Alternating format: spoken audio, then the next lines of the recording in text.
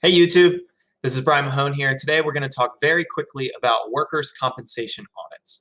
So when a workers' comp policy is put into place, it's based off estimated payroll data on your employees. At the end of the policy period, the insurance company goes back and audits the policy to get the estimated premium and exposure pretty much up to par to what the actual exposure was. So at the beginning, it's estimated, and then at the end, it's actual. So it wouldn't be fair, if you had a work comp policy and you had $200,000 worth of office employees, and then you went through the policy term and you actually had $2 million worth of salespeople.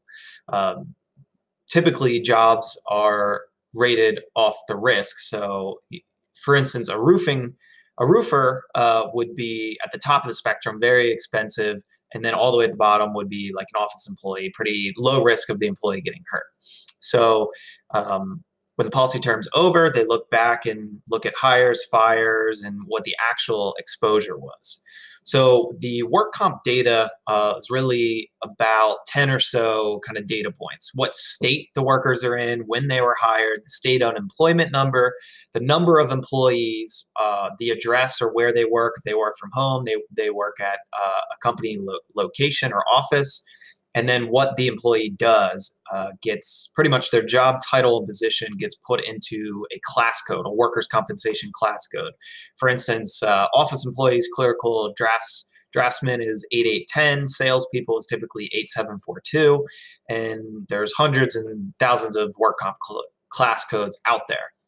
And then how much that employee is paid, the total payroll for that state or for those employees.